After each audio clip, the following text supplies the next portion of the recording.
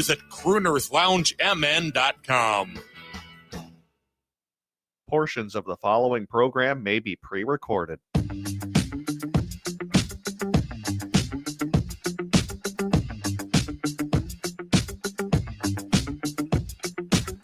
Broadcasting live on AM 950, the Progressive Voice of Minnesota, in the evenings on WCPT 820, Chicago's Progressive Talk, and in the nighttime hours in Seattle, 1150 AM KKNW. It is the Matt McNeil Show for your Monday. Good to have you with us today. Matt and Patrick here. Ellie Krug's going to join us coming up here a little bit later on today. International Transgender Day of Awareness is going on, and we're going to talk to Ellie, of course, a transgender activist, also a great public speaker. She's going to join us, talk about that day, and of course the life under the Trump regime. We'll talk about that coming up here. Patrick, how are we today? Doing pretty well. How was your weekend? Well, you know how my weekend went. It was spectacular. It was spectacular. So for all those people out there listening now, for Chicago, Seattle, I've been doing this in the Twin Cities now for 15 years. I've been on the air as a progressive radio show host for 15 years at the mothership here, AM 950.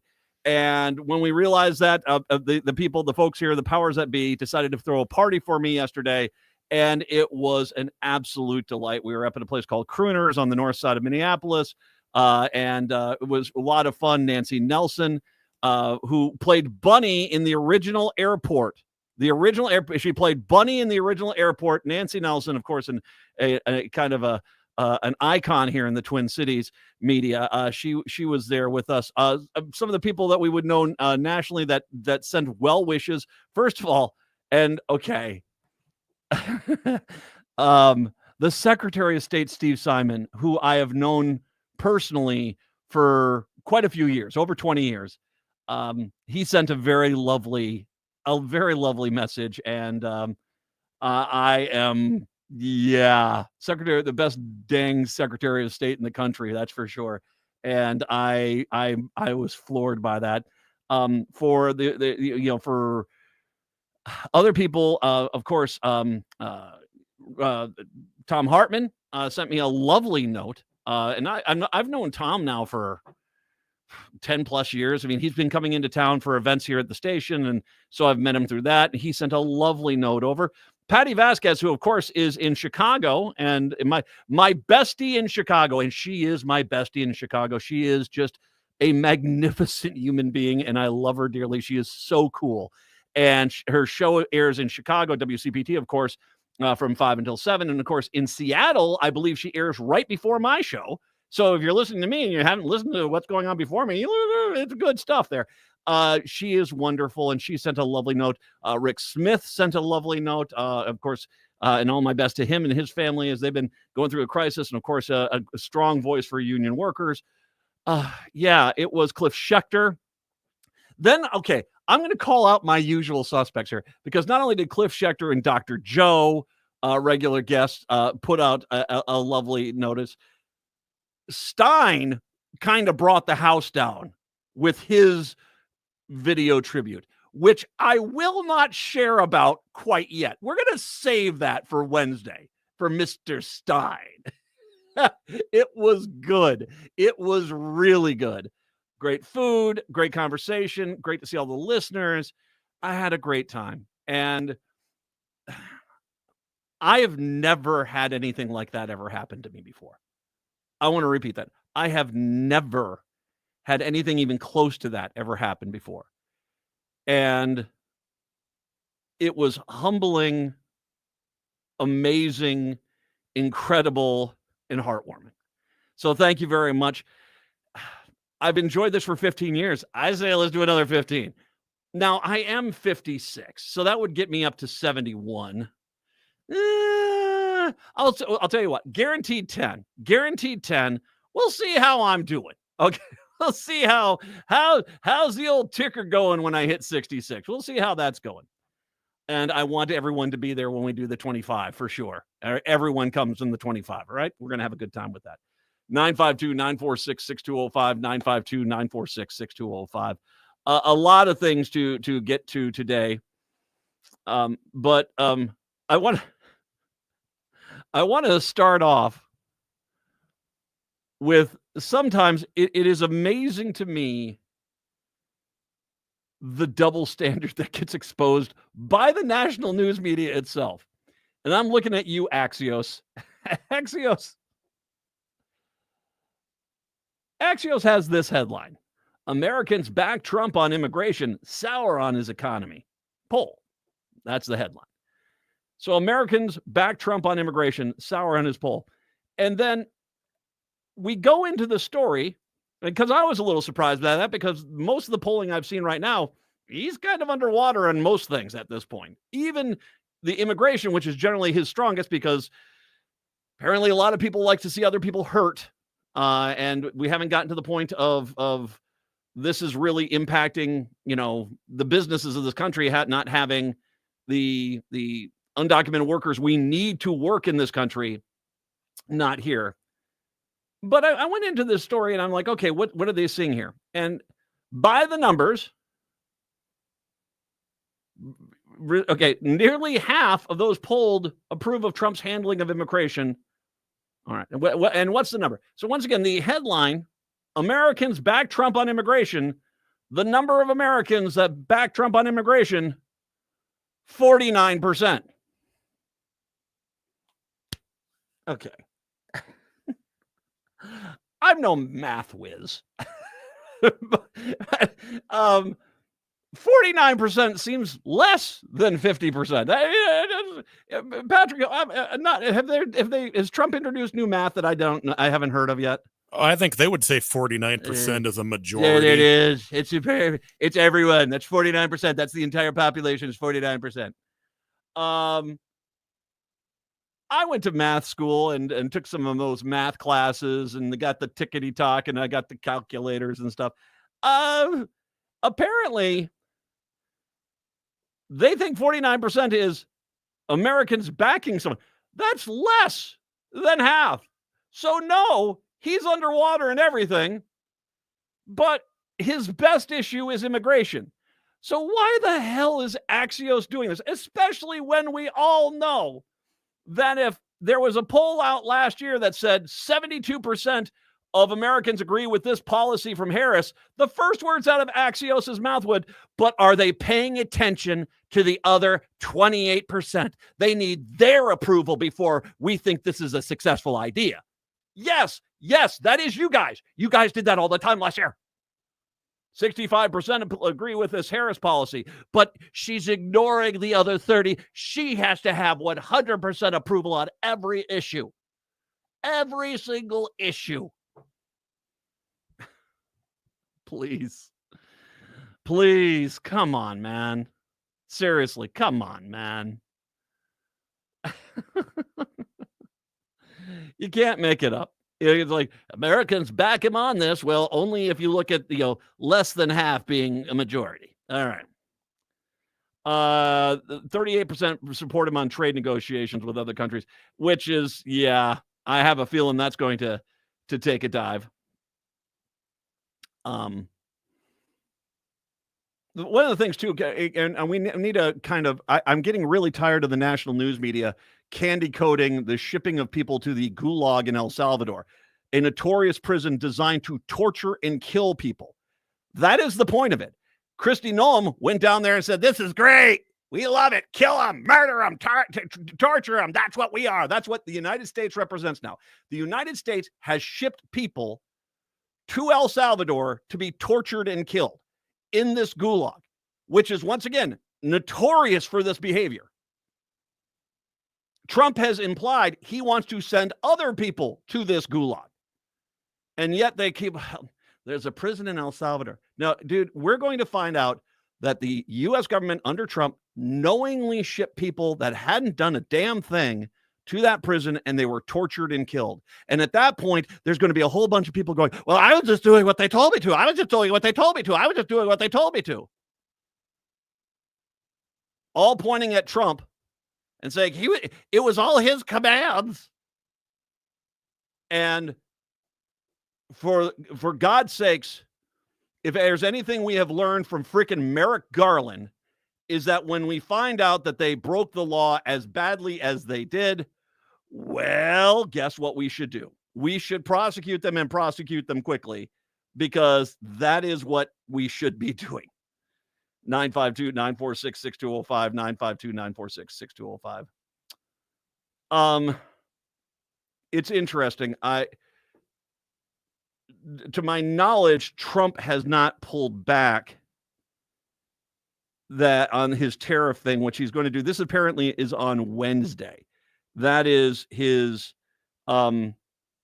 that's the day he says he's going to go on out there and go after these other countries on tariffs. Liberation Day is what he calls it. This is going to be an economic disaster. And I'm going to talk a little bit more about this coming up here in the next segment. But I will say,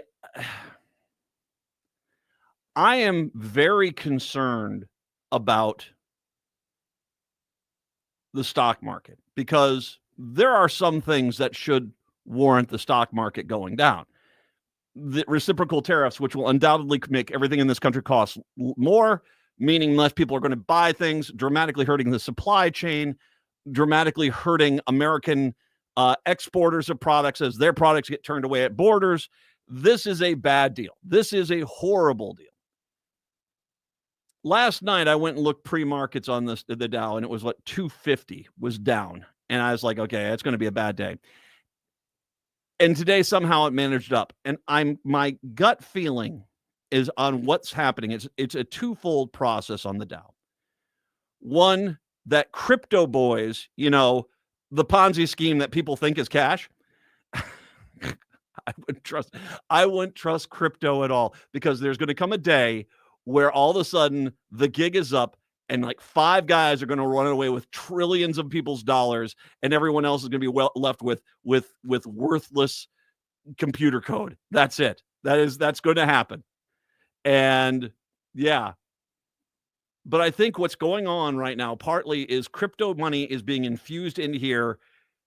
Falsely inflated crypto money is being infused to try to basically keep the stock market propped up. And as well, I'm a little concerned about the funds that are used for 401ks, because I'm kind of I think there's a lot of people out there who, to make Trump look good, especially conservatives that run Wall Street firms, they're jeopardizing the salability of these retirement accounts to basically falsely prop up the stock market to make Trump look like he's good. This is why Trump was out initially when the auto industry started freaking out and saying, well, you cannot raise prices. He was trying to tell the auto industry, you cannot raise prices to offset costs on these tariffs. Something's going on here. We'll talk more about the tariffs when we come back. It's the Matt McNeil Show. This is Robert Pilot of Native Roots Radio presents I'm Awake, weekdays at 5 p.m. On our show, you'll hear about Native issues like treaties, protecting Mother Earth, and holding our elected officials accountable. Weekly correspondents like Dr. Stately, State Senator Mary Kunesh, Robert Lilligren, and Bob Blake update us with the latest news from Turtle Island. Native issues are human issues, and human issues are Native issues. Listen weekdays at 5 p.m. or watch the show on Native Roots Radio social media accounts. Ho-wah!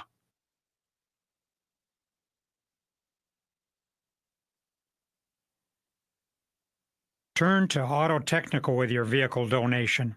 We have families waiting for a car. Over 85% of unemployed are successful in finding and keeping a job if they have dependable transportation. A car plus a job equals a life changed. 612-919-5526. We have families waiting for a car. 919-5526 or autotech.org. End-of-life decisions are not easy to make. Hi, I'm Mary T. of Mary T. Hospice Care. It's important to make sure that this difficult time is meaningful and comforting to you and your loved ones. Our hospice team provides an individualized program of physical, emotional, spiritual, and practical care so your loved one is comfortable and not in pain. At Mary T. Hospice, we understand that choosing the right hospice care provider can be overwhelming, but we're here to assist you. Learn more today at marytinc.com. End of life.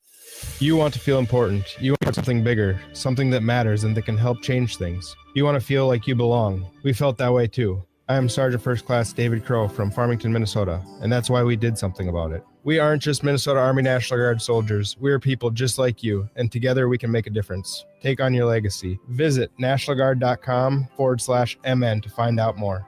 Sponsored by the Minnesota Army National Guard, aired by the Minnesota Broadcasters Association and this station. Hi, it's Penny from Nightingale, your gathering spot near 26th and Lyndale in South Minneapolis since 2012. Come check out the fun and vibrant atmosphere. Besides our traditional favorites like the Nightingale burger and fries, did you know we also have delicious vegetarian and vegan options? Plus, we have one of the best gluten-free menus in town. And for drinks, our bar staff is always creating fun new cocktails along with a thoughtfully curated wine and beer list. Join us at Nightingale where good times and great flavors come together. Hi, everyone. Twitter is a cesspool of ugliness and hate. Facebook, Instagram, and Threads all no longer allow basic fact-checking, meaning hate and bigotry will be officially recognized as acceptable discourse. Even TikTok is headed into the right-wing toilet. But fret not. Come to where the sky is blue. Both AM 950 Radio and the Matt McNeil Show are now on Blue Sky. Remember the time when you didn't despise checking your social media accounts? That's Blue Sky. Sign up today, then search and follow the Matt McNeil Show and AM 950 Radio, the progressive voice of Minnesota.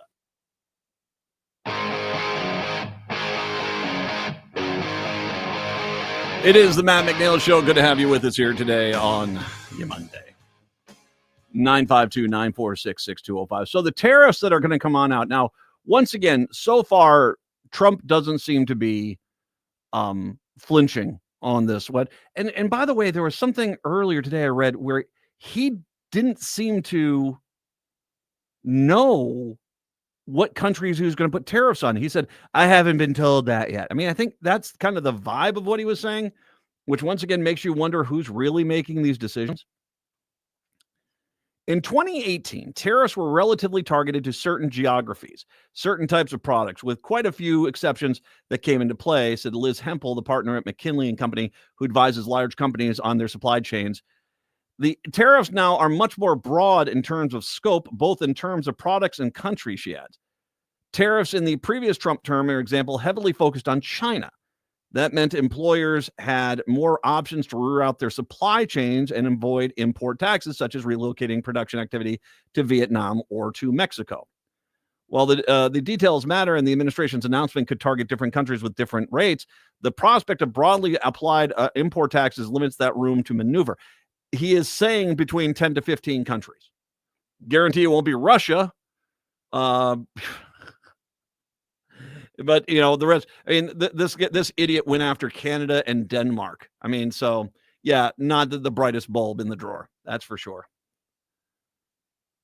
Importers face several flawed options. One, they can raise prices, hoping that doing so doesn't destroy their too much demand. Two, they can absorb the higher tariffs in the form of lower profit margins, which many may hammer their stock price, but keep customers and the White House happy. In low-margin businesses, it may be impossible without incurring losses, and that's part of the problem. Some businesses undeniably have a lot higher profit margins than other businesses do. Grocery stores are horrible. Grocery stores, their margins are they're pretty much non-existent. But that's why they have a lot of products in a grocery store. Depending on the situation. You could do that, but one of the things that just doesn't apply to corporate executives today or people that treat the stock market as gambling is the idea of nuanced approach. Those things don't, and you can look out there and say it, and the first thing they're going to say is, well, wait a second, how does this affect my Christmas bonuses if it's an executive, or if it's a gambler on Wall Street, it's like, wait a second here, I bet I made a bet that you were going to make 20 cents per share, and now it's only going to be 14 cents a share. I want everyone in that company dead. You know, that's kind of how things operate nowadays. So raise prices. You can absorb the prices. You can try to put the cost off to suppliers. The ability to do so would depend on the market power of each side, who needs more, whom more. You know, I don't know. Someone like a Walmart might be able to pull that off. I mean, because they have so many suppliers. But I guarantee you some suppliers are not going to want to do it. And from what I've understood about Walmart is they have in Walmart in this town in Fort Smith, Arkansas, where they're at, they literally have just these office parks, which are kind of these nondescript office parks. And in each of these office parks is kind of a representative from all these major corporations that sell product within their stores. And that Walmart will walk in at any point and say, I want to see your books. And then they'll come back and they'll say, I'll tell you what we're going to do is we're going to say 5 cents per can of soda per se. And what we're going to do is we're going to use this sugar cane. We're going to buy cheaper from them. You can save this cost. You get to keep 2 cents. We'll keep 3 cents. And that's how it's going to go. That's how it's been told me. I'm not sure if it sounded like that's how it was going. And so they very much control their prices. So I don't know how much, if they've kind of already looked at the books and something like Walmart and kind of whittled down additional cost to where it's down to a minimum, I don't know how much more you could push onto a company like that. If it's large volume though, a half a cent here, half a cent there, maybe you could get away with it. I don't know. And then they can reshore production activity in the United States, which could take 2 years or more, given the complexities of building a new manufacturing capacity. There's the other thing too, which Trump doesn't want to seem to understand, or just doesn't have the mental capacity to understand. It's not like you're opening up a factory tomorrow. Your most modern day manufacturing plants have specialized equipment that are geared towards specific schematics. And you can't just go to another country and just uproot all that equipment and just ship it over here and hope it gets here tomorrow. And then you just install it, off you go. No, you have to, this is a complicated thing. We talked about the foundries, just steel, just trying to get steel, take the taconite pellets, melt them down into steel and make steel bars. Even if you had the billions of dollars it would take to build a foundry, which you don't, a brand new foundry using the best technologies we have would take at least 5 years to build. And that's, by the way, not in factoring in undocumented workers who generally would do most of the work to build it in the first place. So, yeah, that's if you are doing that, your argument is, and this is why I don't think a lot of people are going to bring this back. If you're looking at 5 years down the road, will Trump be in office in 5 years? Might be. He might try to stage a coup. Well, he probably will try to stage a coup. Probably try to invoke martial law. Probably refuse to leave the White House. That sort of thing. And might do that. But how long will that last? I think it's almost when you're looking at it, it's right now 2 years until probably less than 2 years before the Democrats probably take over the Congress again, if he even allows an election next year. And then after that, how many more years, it really is he's more than likely going to be done in 2 years. And at that point, do you really want to invest in something where then it will be immediately cheaper for you if those tariffs are removed to start manufacturing overseas again? It's very industry dependent how companies will respond. You think about some industries like mining, you really can't lift up for more than and move a mine. They've got other industries where they're quite a bit more mobile, but I just think organizations are realizing they're somewhere in between. By the way, and here's you want a great example of how much Trump has screwed up this whole system. Here we go. Reuters has reported that Monday that one-time American allies, Japan and South Korea, joined forces with China to jointly respond to tariffs imposed by the United States under Trump.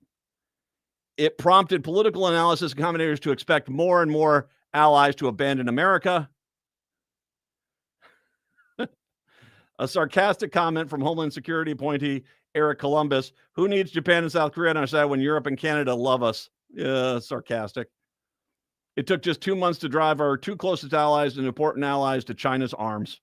That's really what you're looking at here. Is if you know the history of Far East Asia, South Korea and Japan are not exactly allies of China.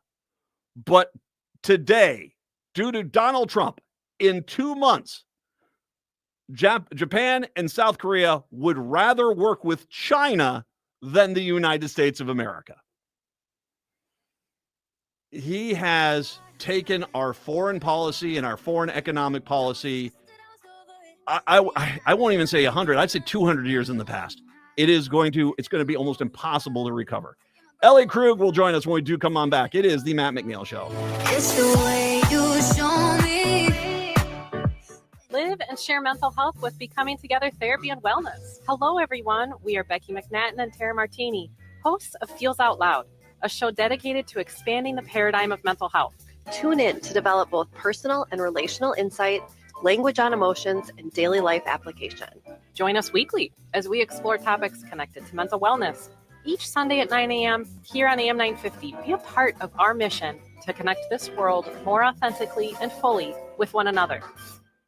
Hey, it's Patrick. Spring showers may bring May flowers, but they also bring big savings with Zero Res. And right now, you can beat the spring cleaning rush with big savings and priority booking by calling our heroes at Zero Res. Zero Res removes winter's buildup and lingering odors, giving your home a fresh, spring-ready feel, preparing your home for the brighter days ahead. Just check out the almost 21,000 raving customer service reviews online with a 4.9 Google rating and see what all the hype is about. This month, get 3 rooms Zero Resified from Minnesota's #1 carpet cleaner, starting at just $119, and take $75 off an air duct cleaning as well. You owe it to yourself and your family to breathe healthy, happy, and clean. Call Zero Res right now at 952-ZERO-RES or go online to ZeroResMinnesota.com and say you want the AM 950 special. Spell it backward or forward, it's the same. Zero Res. Yeah, owner of AM 950 Snap Construction again. Does your home feel colder than it should with the furnace constantly running? Or do certain rooms always feel colder than the rest of the house? Those are signs the attic in your home may need an insulation upgrade. Snap Construction can help by providing a free energy audit for your home's insulation. The average cost of getting new insulation can cost much less than a new furnace. Plus, Snap Construction is a BPI certified installer. That means if you use Snap for your next insulation project, you qualify for up to $650 in total rebates from your energy provider. After my free inspection, my insulation upgrade was completed within a few weeks and the rebate check was in the mail. Snap to it and reduce your heating bill this winter with Snap Construction. Call 612-333-SNAP. That's 612-333-SNAP for your free energy audit when you mention AM 950. Snap Construction, arguably the most well-reviewed exterior contractor and insulation company in the metro. With a look at your AM 950 weather, I'm Patrick Lilia. Clear tonight with a low of 23, then Tuesday rain and snow expected with a high of 36. The music is still the hottest at Crooner's Supper Club in Fridley. Crooner's is located north of I-694 off Highway 65 and Moore Lake Drive. View their upcoming music schedules and food menus at croonersloungemn.com. This is AM 950, the progressive voice of Minnesota.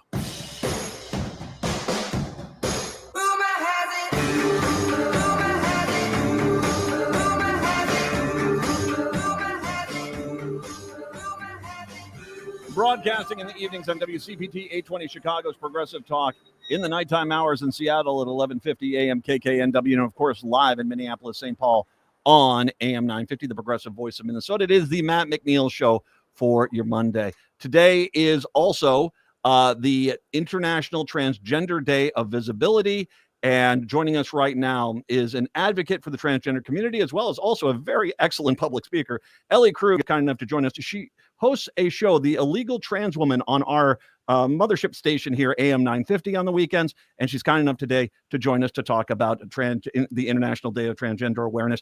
Hello, Ellie. How are you? Hi, Matt. Thanks for having me on. I'm thrilled to be here, and thanks for having me particularly on this day.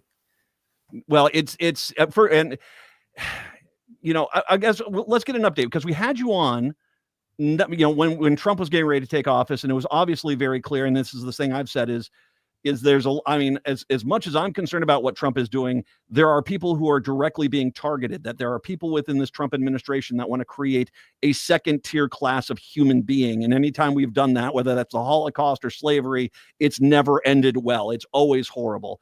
And yet that's what they want to do. And of course, the transgender community is one that they have targeted. Since that time, and you've seen this, I mean, clearly they are as horrible as we anticipated they would be. Talk a little bit about what your experiences have been, the transgender community. How are they responding to this assault on their existence?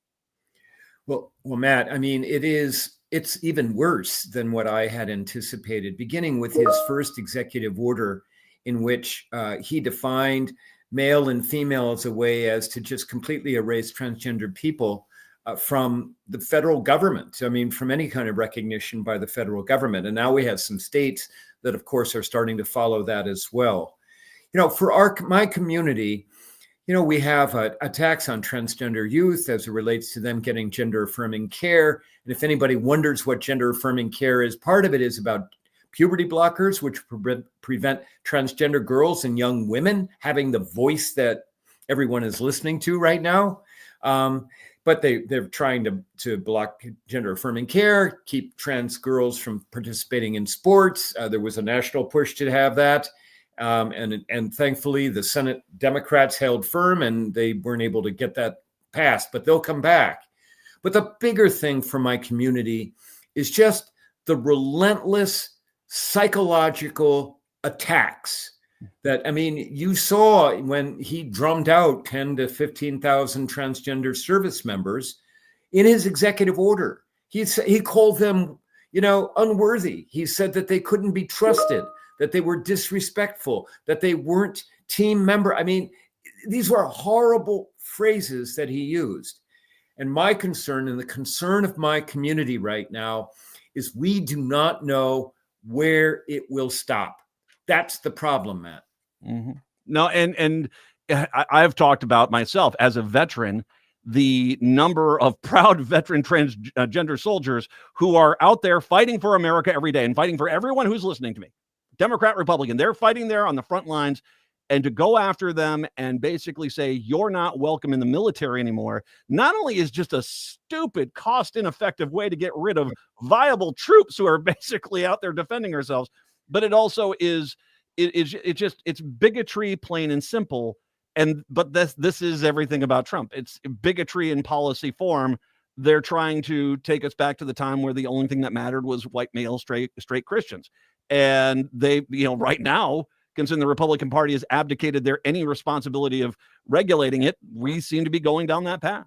No, we are. I mean, and thank God we have federal judges like Judge Reyes in the D.C. court who had put at least a temporary restraining order on the federal government, on the Department of Defense, dismissing transgender troops.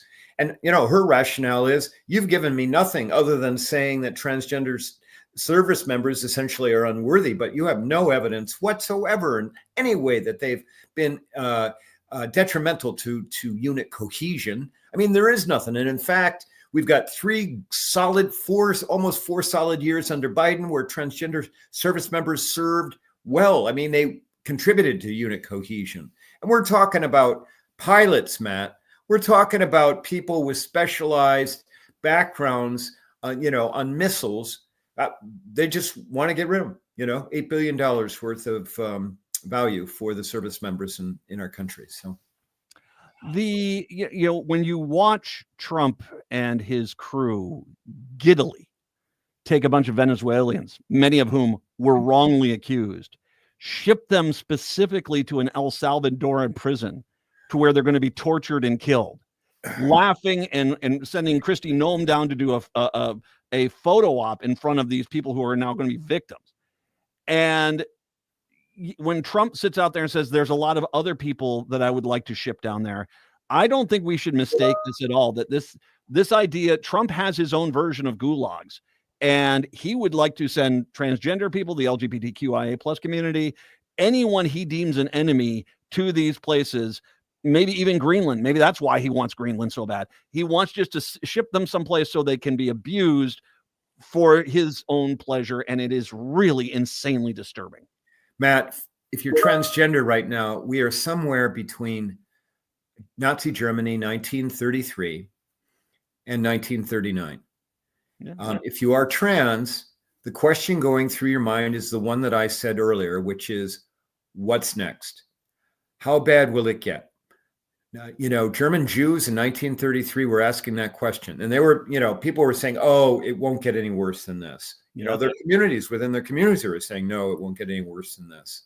And you're absolutely right. Because when I heard Trump say that about there are other people we want to deport, I had no doubt he was talking about transgender people. And I am absolutely concerned that we are not too far off from, masked men or women in unmarked cars or vans starting to snatch transgender people off the street. I don't think that is beyond the pale at all. And that, of course, is why with my show and with allies like you and other people, and I've been getting emails and texts all day from folks, that we just have to speak up and raise the alarm bell, okay, to stop this persecution of my community. And I don't know, Matt. I don't know if we're going to be able to stop it. I really don't. Now, that doesn't mean I'm going to run away, although I got some really solid advice the other day about checking out Canada. But, again, somewhere between 1933 and 1939 for the transgender community. Well, and I want to give you talk about Canada here. There's a great account of Tats and Tolkien I do follow, a transgender individual up in Toronto, and she writes an excerpt from a statement today acknowledging Trans Day of visibility from the government of Canada. Everyone deserves to live an authentic life free from discrimination and harassment, whatever their gender identity or expression. Yet transgender people continue to face this mistreatment and to suffer significant repercussions, especially in their mental health. In fact, a national study found that young transgender people aged 15 and 17 are 7.6 times more likely to attempt suicide than the other youth. Let's offer transgender people our support today and throughout the year so that they can feel free to be themselves in welcoming and respective environments. Let's show our pride in living in an inclusive, diverse country. Let's be empathetic. Let's stand together. That's Canada. I mean, I wish that someone in this country would put out something as informative and as supportive of that, but we're not going to get it. So I when you say people are saying go to Canada, I can understand why, because that's tolerance as opposed to intolerance, and that's all that Donald Trump is intolerance. You're exactly right. We will not get that from the federal government. Although here in Minnesota, Attorney General Eric Ellickson put out a wonderful statement on Blue Sky. J.B. Pritzker put out a really great statement in Illinois. Yeah. He's turning out to be a wonderfully, incredible, important ally. I hope he runs for president someday. And so but in the end, okay, just as it happened in Nazi Germany, in the end, people just circled the wagons, for lack of that's a horrible metaphor, but people, they stopped being the allies of Jews. They stopped being the allies of LGBTQ plus people. They stopped being the allies of people with disabilities in Nazi Germany, and they only started to look out for themselves. We are getting to that point here in America right now. Again, that's why I'm speaking out. I'm going to go down fighting, Matt. I just want you to know that. I know, and you're an inspiration to a lot of people and myself. Like I said, the idea of creating a second-tier class of humans is abhorrent to me. And yet that's what the Republicans constantly want to do. And not just transgender and the LGBTQ population. They don't like women. They don't like the Black community. They don't like Native Americans. They don't like the Hispanic communities. This is just, it's white, straight, Christian, male world only. That's the deal. I will say as well, you bring up Minnesota. We did hear, the way that Republicans scream against transgender athletes would make you get the impression that every athletic event is being won by a transgender athlete. They're upset because Leah Thomas won tied for fifth, which means 4 athletes finished ahead of her. She tied with another athlete, and yet that was somehow a bridge too far, and they keep out there implying that this is some sort of thing they have to address. Like, I guess, there was a study by the local one of the television stations here in the town. They said they could not find a K through 12 transgender athlete in Minnesota. Yet the Republicans here tried to put forward a bill of hate. The Democrats united once again. The DFL shot it down, and at least there's that level of sanity that we still do have people here locally. And I guess this is what we have to look at: is make sure your local governments are out there defending the people. No, absolutely. Hold on. I got to correct something. I pronounced Keith Ellison's name wrong. It is Attorney General Keith Ellison. I don't know why I got tripped up in my words. No, Matt, I mean, there are 10 NCAA athletes that identify as transgender out of 500,000, whatever. I mean, no, the reason they come after my community, the reason they come after it is because they need some scapegoat. They need some scapegoat to be able to rally the forces, and then they raise money. Matt, it is always about raising money on the backs of transgender people. It always is. We have to protect the kids. Send us a check so that we can do that. You go to the Minnesota Family Council website right now, they're touting a book that, about how to protect the children, in schools from transgender people, and they want money. It's just, it's a racket, Matt. But unfortunately, it is a racket with life and death consequences right now for my community. Wonder when they're going to put out that book about the beware of Republican senators in the state of Minnesota. Watch out, the real threats, the calls coming from inside their own house, that sort of thing. The one thing that's good here is that there are people that are standing up. And as you said, the one thing, and I'm going to say this to everyone who's not trans, but that does support the transgender community, the LGBTQIA plus community as well. The next step is for them to convince you to do what Ellie referred to, which is be quiet and not say anything and not be vocal with your support, because they'll try to punish people like myself, where you need to be re-educated or whatever.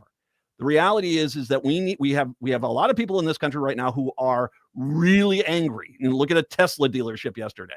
People are looking to fight back.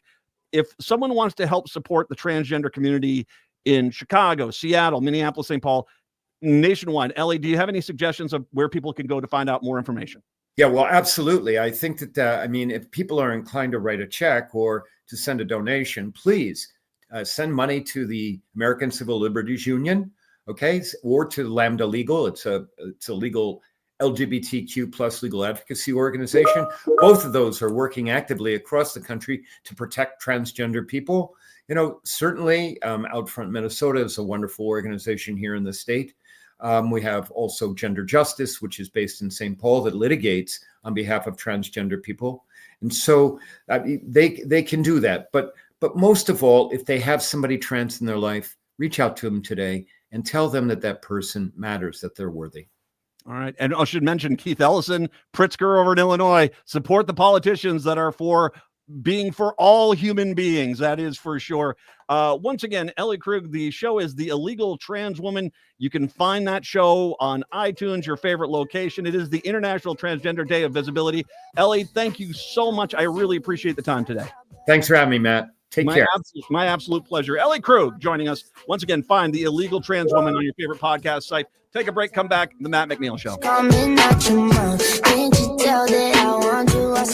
I love my Toyotas from Rudy Luther Toyota for one simple reason. I can depend on them. You know they keep you safe, and they're incredibly reliable, fuel-efficient, comfortable, and stylish. The Consumer Reports Best of 2025 edition has 10 Toyotas as best buys in affordability. Toyotas are some of Consumer Reports' highest-rated certified pre-owned vehicles, and Rudy Luther Toyota's service department is the one place I take my Sienna for all of its maintenance needs. Toyotas are fantastic vehicles because they're fantastic vehicles. See for yourself at Rudy Luther Toyota off of 394 in Golden Valley. Are you planning a gathering for your family, friends, or work? Then reserve a space at the Park Tavern. The Park Tavern offers private and semi-private party spaces, and they can accommodate any size party, large or small. They have bowling, food, and beverage packages for any budget. And remember, there are no room fees and no minimum spending requirements. For more information or to schedule your event, call 952-929-6810 or go to parktavern.net. Make your next get-together the best get-together with help from the Park Tavern. It's time to experience the amazing flavors of eatlocalminnesota.com. It's your key to unlocking the best local and independently owned restaurants in the Twin Cities. Nightingale off 26th and Lyndale is where good times and great flavors unite. Chef Carrie keeps it fresh with seasonal dishes, or savor classics like the Nightingale burger, steak tartare, and irresistible chocolate pot de crème. Explore tasty vegetarian, vegan, and gluten-free options, and enjoy craft cocktails, curated wines, and half-price wine bottles every Monday. Open daily 5 p.m. to 1 a.m. More at nightingalempls.com. Maverick's Real Roast Beef in Roseville sets the bar when it comes to roast beef sandwiches. But let's not forget their other mouthwatering offerings. From Philly steak to turkey bacon avocado, BLT, crispy chicken, fish, brisket, and pulled pork, the menu is a flavor-packed delight. Don't miss out on their delicious variety. Explore the full menu at mavericksbeef.com. Your taste buds will thank you. You have a loved one who is not receiving the care that they deserve at their current memory care facility? I'm Aiden Helene, Director of Community Relations here at the Welshire, and I meet with families every single day who are struggling with poor staffing, missed medications, poor personal cares, and an absence of engagement from consistent activities. 85% of our residents at the Welshire are coming from other memory care facilities that could not meet their care needs.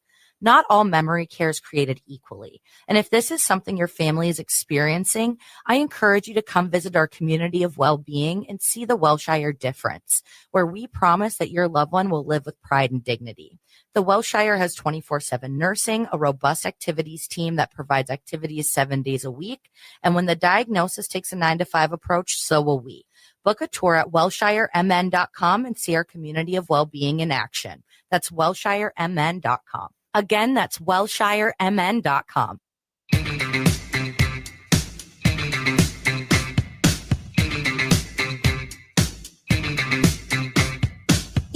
It is the Matt McNeil show. Our update for today on baseball.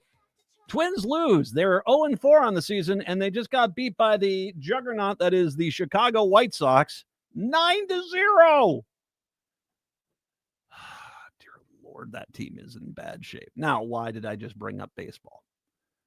And by the way, yes, I have no problem throwing my own team under the bus because especially when they're BAD bad, and they are right now BAD bad. Well, why do I bring up sports? The Arizona State Legislature is considering a bill that would further subsidize the 27-year-old Chase Field, which taxpayers provided more than $250 million to build in 1998 in order to support the Arizona Diamondbacks, a baseball team. But why should taxpayers be asked to foot the bill once again for a venue that is in public in name only? Forbes estimates the Diamondbacks to be worth $1.6 billion after being purchased for only $238 million in 2004. The co-owner, Ken Kendrick, supposedly has a net worth of more than $1 billion. Now the team wants $500 million from taxpayers to renovate the aging stadium. The idea the stadium is a public asset that deserves taxpayer dollars is ludicrous. The stadium supports a private business which largely caters to wealthy class of patrons. There's no economic justification for subsidizing the profits of a billionaire owner and his upper-class clientele. This is a wealth transfer from general taxpayers, many of whom can't afford to go to a game, to most well-to-do members of the community. Democrats and Republicans should be joining hands in opposition of this indefensible subsidy rather than making bipartisan toast over cocktails in the owner's suite. 5 decades of economic studies have yet to identify a stadium that justifies subsidization. Once again, there have been studies on this, and we just went through this here in the state of Minnesota, and I've talked about this before. They come on out, and first of all, they're exactly right. The vast majority of people cannot afford to go to any professional sports today. Baseball, maybe, if you are willing to sit in the worst seats out there, generally the top 10 rows of center field or something like that, which at Target Field, you bring your sunscreen, you're going to get roasted out there like a peanut.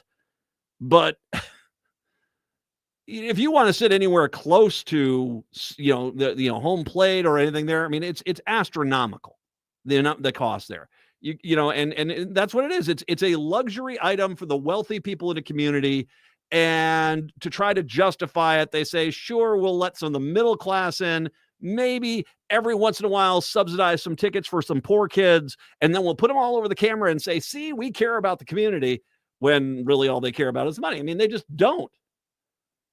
Stadiums generally do not make money. Now, you could make an argument that college facilities, the nature of college is different. And, we can go back and forth on that. But I'm just talking about professional sports teams where there's private owners and generally an insane amount of money.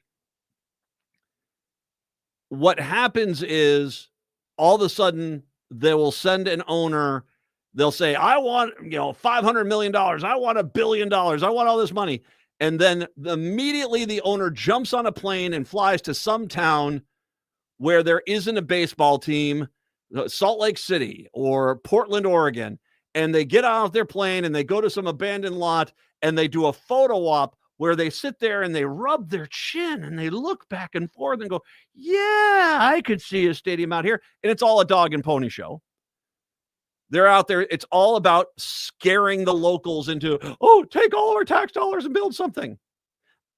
I'll give you a great example of this with US Bank Stadium where the Vikings play, where the Metrodome used to be. They used to do Roller Dome, which meant is basically as a public subsidized stadium, you could go in there and roller skate during the winter, roller skate around the Metrodome, which was cool. Now they charge money to do that because, you're expecting the same people who took $1 billion in taxpayer money to mop the floors for free. You're crazy. That sort of thing. They basically, one of the reasons that they do that facility alone, the University of Minnesota has a baseball team. And yes, it is, spring and sometimes weather is inclement. They're supposed to have the games played inside US Bank Stadium during the winter months, the colder months where they can get snow. And they're like, oh, well, we don't really want that anymore after they got the money for the stadium. Now, they said it was about renovations, but there clearly was a get out sort of situation. And my guess is going to be well, if you really want this, we need extra money. After they took the money for it, saying, hey, we're going to welcome the Gophers in here to play baseball. We shouldn't be doing this. And once again, this is what you see with sports stadiums is a precursor of Trump, where they're killing every social safety net program, not to give you back your money, not to make the government more efficient, sure as hell not to pay down the deficit, but to give millionaires and billionaires just piles of cash, taxpayer cash. Here you go, take a bunch of money.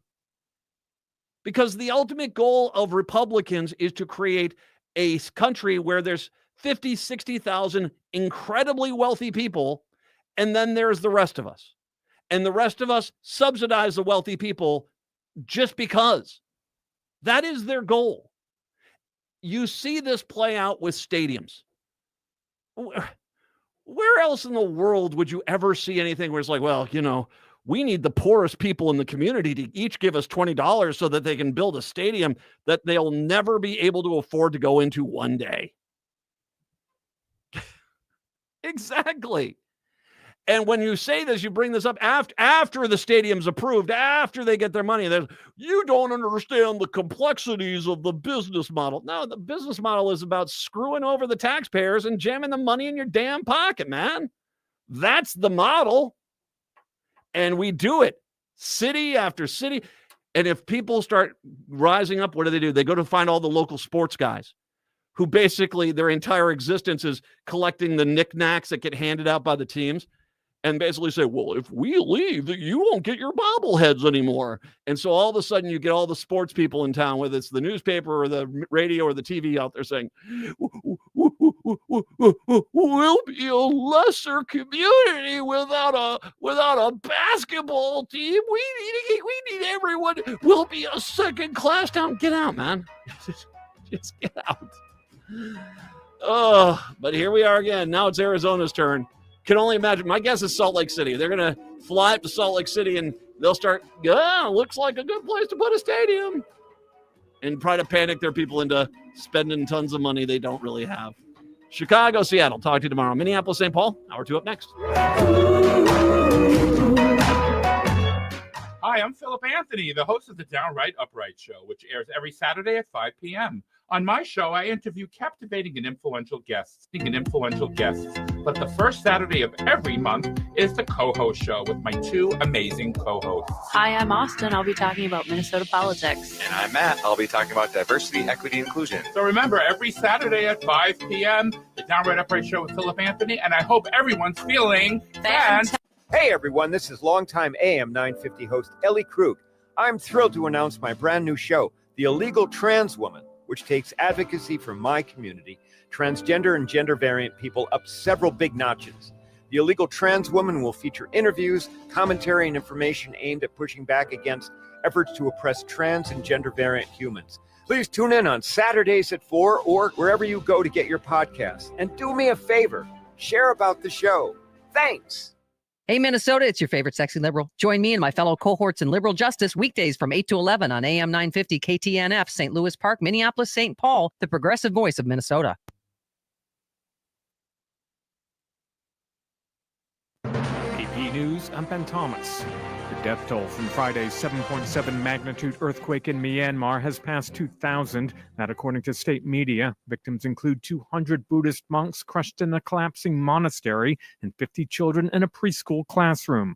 Charles Deledesma has more. Relief agencies expect those numbers to rise sharply since access is slow to remote areas where communications are down. Aid groups and the UN warn the disaster could exacerbate hunger and disease outbreaks in a country that's already one of the world's most challenging places for humanitarian organizations to operate because of civil war. I'm Charles Deledesma. President Trump's expressed frustration with the leaders of both Ukraine and Russia over the lack of progress toward a ceasefire. Secretary Magani reports the Kremlin sees it as a drawn-out process. Kremlin spokesman Dmitry Peskov says the work is ongoing. He did not directly address President Trump's remarks yesterday, blasting Putin for questioning Ukrainian leader Volodymyr Zelensky's credibility. We're supposed to be making a deal with him, whether you like him or you don't like him, so I wasn't happy with that. In Kyiv, Zelensky says there's no let-up in Russian attacks, showing Putin couldn't care less about diplomacy. European Union Foreign Policy Chief Kaja Kallas says Ukraine's allies must find a way to boost pressure on Moscow. Russia is playing games and not really wanting peace. Sagar Magani, Washington. The Israeli military's issued evacuation orders covering Rafah, the southernmost city in Gaza. A sign another major ground operation may be coming. President Trump's calling Wednesday Liberation Day when he rolls out new tariffs he says will free the U.S. from foreign goods. Concerns it will worsen inflation and stunt economic growth have sent stock markets worldwide swinging sharply. On Wall Street, the S&P rose 0.6%, the Dow 1%, while the Nasdaq slipped 0.1%. This is AP News. Confidence is knowing you're ready to handle whatever comes your way. That's what it feels like to take on your workday with Cintas. They make sure your AEDs are up to date, your fire extinguishers are tested and inspected, your floor mats are cleaned and delivered, and your workwear looks good, feels good, and is freshly laundered with a Cintas Apparel Plus program. So are you ready to take on today? Visit Cintas.com and get ready for the workday. With Progressive, it's easy to reach customer service with our app, website, chat, or by phone. Because when getting help is hard, it's not help at all. A little help. A little help over here. Thank you for calling Bench Press Assistance. What? Due to excessive gym volume, all available spotters are currently lifting heavy weights off the chests of other bench pressers. Seriously? Please continue to hold, and we will remove the barbell from your chest in the order in which your cry for help was received. Getting assistance should be easy. With Progressive, it is. Progressive Casualty.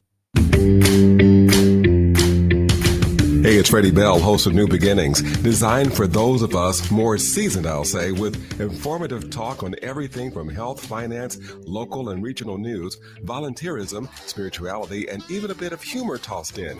So if you're proud to be a more seasoned listener, tune in to New Beginnings Sunday afternoons at 1 right here on the Progressive Voice of Minnesota, AM 950.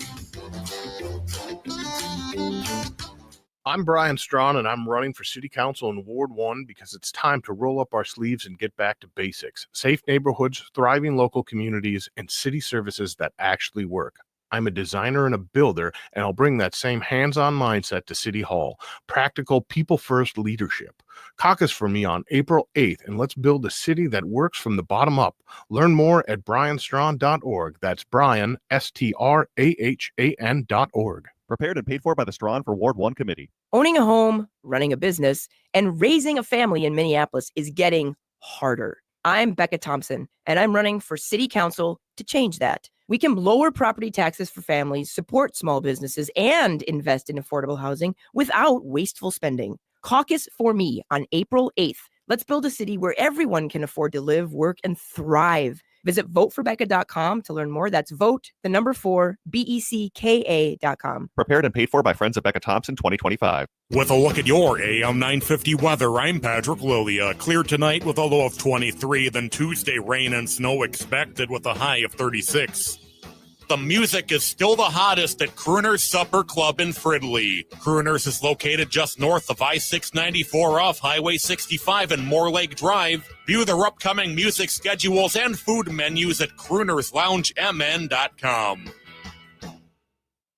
Portions of the following program may be pre-recorded. Hour number 2 of the show here on your Monday. Good to be with you today. Matt and Patrick here, 952-946-6205. Guest free this hour, but I got to take some time here, more time this hour, Patrick, to talk about all the wonderfulness of yesterday, because I really was floored at the whole thing. First of all, though, we have to have a discussion. Now, if you had a ticket for this, there was an option for a food item here. What did you have exactly? I had the beef short rib with mashed potatoes. Beef short rib there. How was that?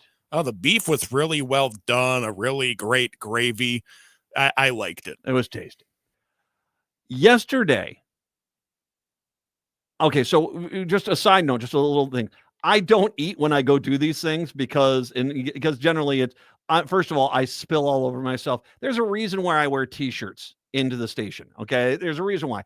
I know my limitations. I've got a cup of tea here. I've got some bubbly water here. I already know both of these are going to be all over myself at the end of the day. Henceforth, I'm careful with that. That aside, I also, don't want to have food in the teeth or anything like that. So I generally do not eat before an event. So I had my meal. I took my meal after the event was over and took it back home. The walleye from Crooner's, I had the walleye. Could be the greatest walleye I've ever had in my entire life, and I am not exaggerating that in any capacity. That was brilliant. How well it was done. It was perfection.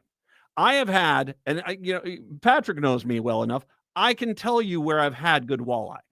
I had one years ago, and I don't think it's on the menu anymore. I was over at the Dakota one time, and I had a good walleye. I don't think it's on the menu over there, but that was really good. The Blue Point Inn. Is the Blue Point Inn still open up in Grand Marais? I don't believe so, no. God, that was a pain. They had one of the most underrated versions of breakfast you can have. Eggs and walleye. The old Town Talk Diner in town here used to have that too, because it used to, all the old Scandinavians that used to live in South Minneapolis, they used to come on in there and you would get walleye with your eggs. I had that at the Blue Point. It was astounding. I keep saying to myself, the walleye I had last night was the best I ever had. And once again, I had it later. I had to have when I got home. It was incredible. I am floored at how good it was. It was amazing. Go to Crooner's, get the walleye. Seriously, go to Crooner's, get the walleye. You're going to love it. Best cut of walleye I ever had. Unbelievable. Unbelievable. It was brilliant. Thank you very much for that. That was all just part of the 15th anniversary of the show celebration. And, it was a lot of fun.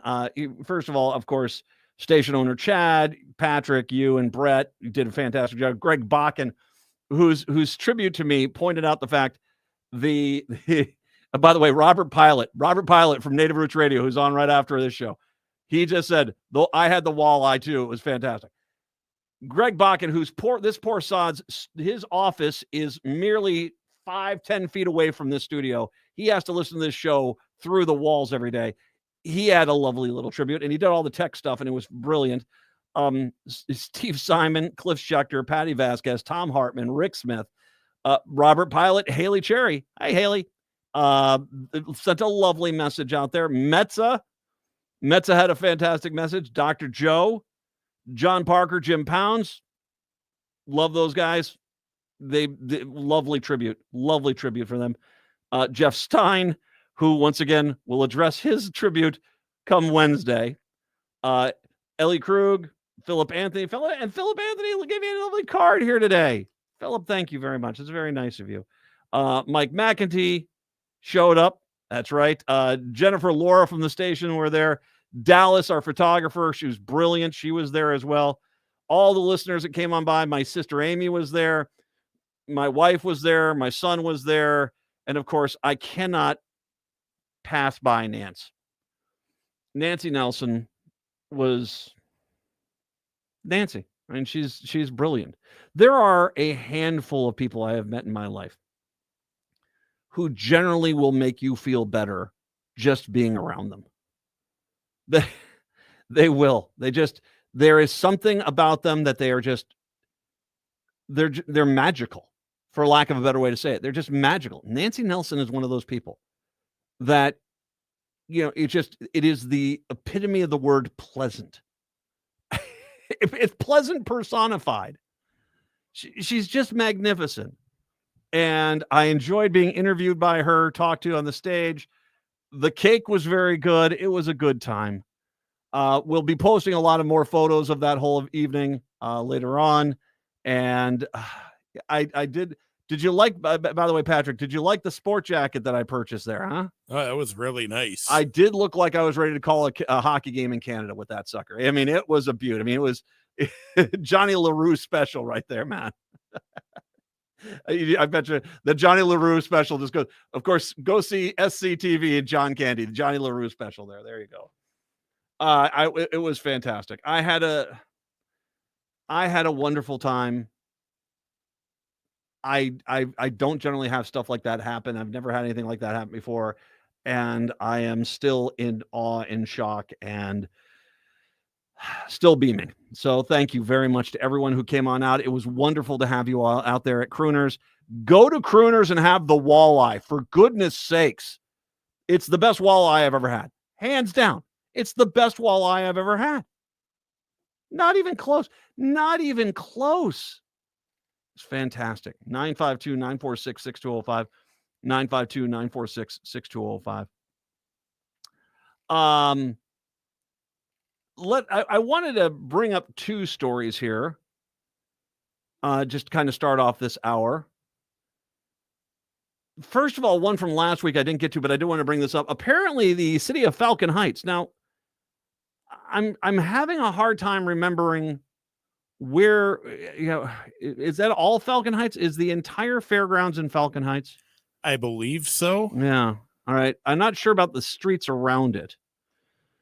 I don't know. Does my map feature kind of narrow that down a little bit? Because I'm kind of thinking what you are, that the west side might be something else. I'm not totally sure. There's the Twin Cities campus, Minnesota State Fairgrounds.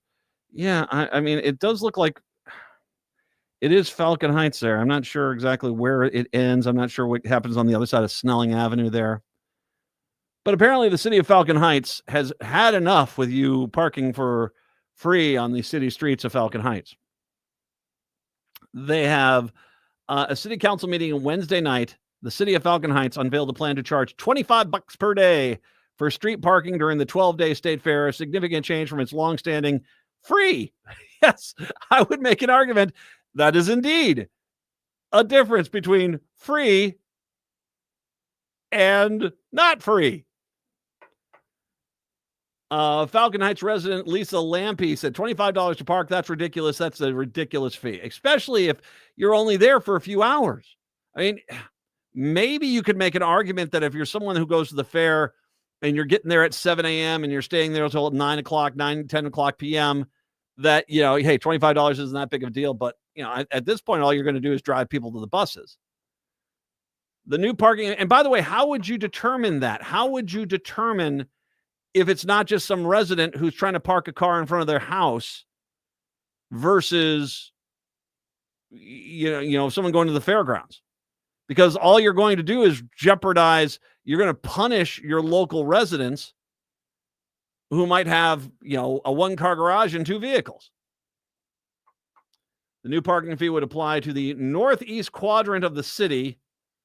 Nearly 1,000 parking spots. City officials estimate that cost could generate between $100,000 and $200,000 in revenue, which will be used to cover extra staffing costs during the fair and improve local roads. I'm not sure. I think that I understand why you want to do it. But Falcon Heights City Administrator Jack Linehan emphasized that the specifics of the plan, including the $25 fee, are not yet finalized. We take public hearing comments very seriously. Well, if you're on my street, if I live over in Falcon Heights, and I guess to a point, if you're one of those people that parks the cars in the front yard, enjoy the oil stains. You can always go out to their yard about mid-September. You can see you parked someone there who is leaking some oil or something. But I don't know. I mean, if I'm a resident and I've got street parking there and I've got a car that I park out there, and all of a sudden one day it's free to park it out there, and then all of a sudden for 10 days I got to pay $25 every day. I'm not going to be happy with that. 12 days actually. So would that be? It'd be $300. All of a sudden you have a $300 charge just to live near the state fairgrounds. I mean, it doesn't faze me. I do the park and rides, man. And what I'll make an argument is that you probably want to then increase the park and ride usage dramatically. I think that if my option is to go spend $25 to park and hike a mile into the fairgrounds, I'm probably not going to do that. I just go do a park and ride, and sure, I might wait a little bit for a bus to come take me over, but done.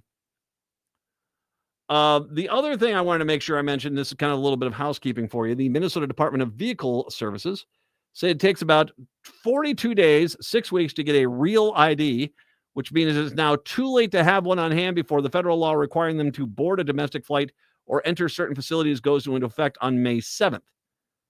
You can still apply at any time, even after May 7th, said the DVS.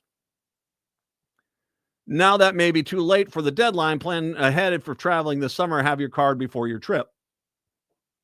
DVS said about 40% of Minnesotans now have the driver's licenses or identification cards with a star on them, which have been available since 2018. Congress passed the Real ID Act of 2005 to improve standards for identification in response to security vulnerabilities exposed by 9/11 attacks. Several postponements of requirement will go into effect May 7th. You can still fly if you don't have a real ID, but the TSA will require both a standard driver's license or state identification card and a passport to pass through security. An enhanced driver's license identification card, but not real ID, can be used to travel by land or sea to Mexico, Canada, or some Caribbean islands. It also meets requirements to fly within the United States. If you do not have a passport to fly, in place of a real ID or a passport, there are a few other documents the TSA will accept: an employment authorization card and an I-766, never heard of it. Permanent resident card, an I-551, have heard of that. Border crossing card, okay. Federally recognized tribal issued photo ID, have heard of that. And U.S. Department of Defense ID, including IDs issued to dependents. If you need to get a real ID, I got mine. I picked mine up the last time I had a driver's license renewal. And yeah, there was an extra step in there, and it was kind of a pain in the tuchus, but got it done. And basically what it is it's a way for you. You basically have to bring in your birth certificate and kind of get that all set up and fill out the paperwork correctly. And then there you go. It does create more hoops, but there's a reason why Republicans love this, because they want to apply this to voting. And so they know that it will disenfranchise a ton of voters if they all of a sudden create it's like an ID is no longer good enough. It has to be a super duper ID to vote, that sort of thing. So yeah, just keep that in mind. If you are going to be traveling, once again, this kicks into gear on, what was the day? 42 days, 6 weeks. May 7th is when real ID is needed. Before you get caught, the last thing you want to have happen is be at the airport and they're telling you can't get through security because you don't have the real ID. I will say too, and I want to be careful because I understand there's cost involved with this. I would recommend getting your passport. If you don't have a passport, get a passport. The last I remember, I think that they're for like 7 years. So it will cover you for a long time. And then you just don't even have to really worry about it. You just bring your regular driver's license and the passport and you're done. That's actually what my wife does when we go fly. We just took those flights. So we went down to South Carolina. That's what she used and no problem whatsoever. So, but just beware. 9-5. I guarantee you come May 7th, there's going to be a lot of really angry people at the airport who are going to insist, I had no idea. And I don't know if the airlines, it might be a good idea for the airlines to start saying, by the way, in bold letters on top of the ticket or the confirmation text or whatever, how you ever get informed of this stuff. By the way, you need your real ID or else. 952-946-6205, 952-946-6205. We'll take a break. Come on back. The Matt McNeil Show here on your Monday. Hi, this is Laura. Listen to Food Freedom Radio every Saturday at 8 a.m. or anytime via podcast. Our individual health is connected to the health of each other and connected to the health of the earth. We know the problems with the dominant food system: climate change, deadening soils, nitrates in the water, factory farming, injustice, concentration of wealth. How do we both as individuals and as a community step up and support a living food system which honors the earth? Tune to Food Freedom Radio every Saturday at 8 a.m. and remember to support your independent farmers. Tune in this Saturday morning right here on AM 950 for the Gardening with Joy and Holly radio show from 7 to 8 a.m. We'll be discussing fertilizers, organic, inorganic, blood meal, bone meal, how they work in your garden, as well as growing potatoes. Our guest is children's author Brett Pike will be with us, and we'll answer your garden questions. So tell your friends Garden Talk Radio is on AM 950 Saturday mornings from 7 to 8 a.m. Tell a friend and let's grow together. Do you remember that invincible feeling you used to have? The boundless energy, the clarity of mind, the effort with which you faced every challenge? What if you could feel that again? If you ever took a biology class and heard the term mitochondria, this is the powerhouse of each of your body's cells, and this is where energy is created to do all the things we do. The demands of modern life, such as stress, aging, and environmental toxins, decrease our mitochondrial function, and we experience things like decreased energy, brain fog, and we generally feel exhausted. At Hypercharge Wellness Centers, our treatments offer gateways to rediscover your lost essence, to feel alive, invigorated, and whole once more. Call or go online to schedule your free introductory session valued at $200 today. This is your opportunity to feel the difference for yourself. No matter where you are in the Twin Cities, there is a convenient location near you. Visit hyperchargeclinic.com now. That's hyperchargeclinic.com. Hypercharge is hope. Join us April 10 through 12 at the Capital Readiness Summit, where we're bridging the gap between investors, support organizations, and the entrepreneur community. In just 2 days, you'll make connections that could take you years to build. With over 180 degrees of networking power, this is your chance to meet people you've been looking for. But hurry, the summit sells out every year. Register now at www.connectupmn.org. That's connectupmn.org. Follow us on Instagram and LinkedIn for updates and discount codes. If you're an entrepreneur and investor, you don't want to miss this event of the year. You remind me of the babe. Power of voodoo. It is the Matt McNeil Show on the Monday. 952-946-6205. Hello, Wisconsin, our lovely neighbor to the east. Hey, just in case you missed it, I got 2 daughters who are going to be going to the University of Wisconsin next year. So I need to get over my feelings. I need to get over my feelings. You could help me with that because you got an election coming up here tomorrow. That's a pretty big one. And it's not just big because it's going to determine the makeup of the justices on the Wisconsin Supreme Court. But it's a message where this election literally comes down to one question. Can Elon Musk come into a state he does not care about in any way, shape, or form? Trust me, Elon Musk could care less about Wisconsin. He had to probably be shown where it's at on a map. But he feels as if he can drop himself into any race, give a few $1 million out to people to encourage them to vote for his candidate, and then fly out. So this is basically, will Elon Musk buy this Supreme Court seat, because there's no way on the planet a Supreme Court justice is going to be neutral if he's running around paying millions of dollars to get him elected. Because I guarantee the first thing, if Elon Musk does have a concern about a case, he's going to call that judge up directly and say, hey, you remember when I bought your way onto that Supreme Court? Well, now you have to rule the way I tell you to.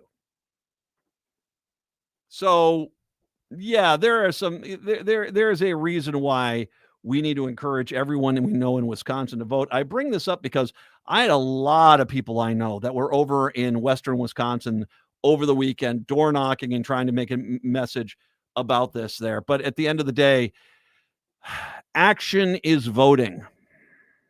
At the end of the day, you can have all the memes you want on your social media page. You can march up and down the street with your signs. That's great. Encourages people, lets people know that they're not alone.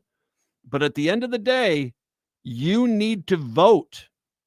And if Wisconsin really is going to ever come back from the threshold of death, well, you need to vote in anyone but Brad Schimmel.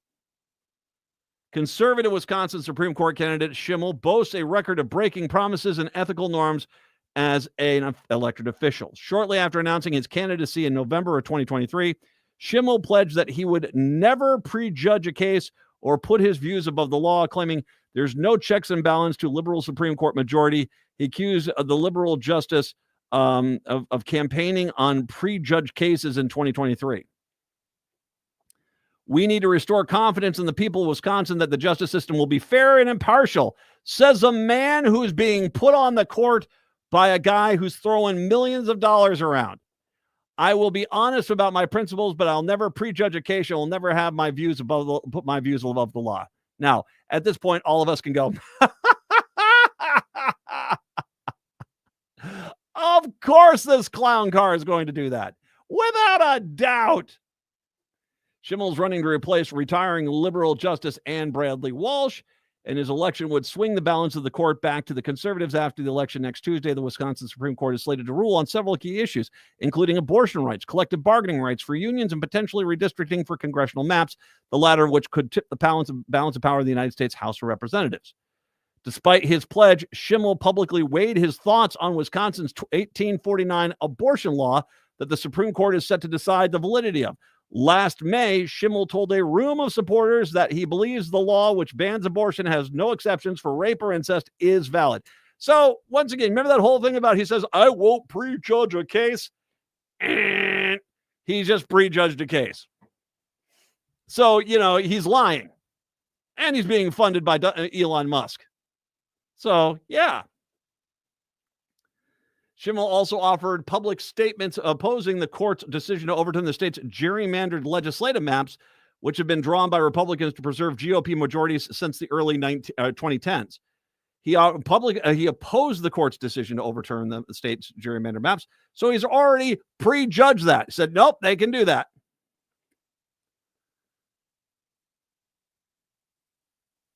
The Wisconsin legislative maps were already reviewed and approved by both the Supreme Court in the United States and the Supreme Court of Wisconsin.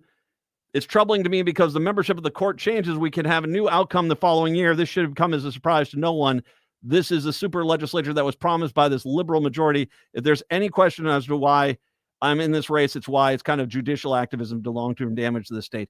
Now, reminder that when little Scotty Walker and the Republicans took over Wisconsin in 2010, the first thing they did was gerrymander the living daylights out of the maps that already existed. They went in with a fine-tooth comb. They went out there and they would look at block by block and say, well, this block's got some more conservatives in it. Let's put it into this district. And this next block has more liberals. Let's put it in with that other district. And they did that block after block to gerrymander it to make it almost impossible for the Democrats to win back seats. So there you go. So no, this idea of these have always been the map. No, this would be fixing what the Republicans did in 2010. Schimmel also opposes the repeal of Act 10, a Republican written law that limited the collective bargaining abilities of public workers and teachers unions in Wisconsin. The liberal justices on the Supreme Court struck down Act 10 last December, restored bargaining rights for thousands in the state. Act 10 was originally proposed and signed into by former Governor Scott Walker, who Schimmel served under as the state attorney general from 2015 to 2019. Once again, already sharing what his agenda is going to be. I don't have an agenda. I'm just for all the things that the far right community tells me to be for. That's it. Schimmel blasted the decision and vowed to defend Act 10 if he were elected. Blasted it. How dare you rule a way I don't think you should rule. His support for Act 10 earned Schimmel an endorsement and support from Americans for Prosperity. His state director, Megan Novak, AFP, is a far-right extremist advocacy group backed by the Koch brothers that spent millions in support of Walker and Act 10 in the 2010s. Schimmel, who is an outspoken supporter of Trump, has also received major financial support from, that's right, glue gun boy himself, Elon Musk. There's some guy that was on social media, I was watching this tape, and he was talking about, why are you liberals making fun of Elon Musk for putting together his cars with glue? Glue! He glued his cars together. I am not the biggest motorhead, but I've done enough repairs on my own car where I know bolts, screws, welding sometimes, those little plastic things that hold in place. That's how you hold a car together, not glue.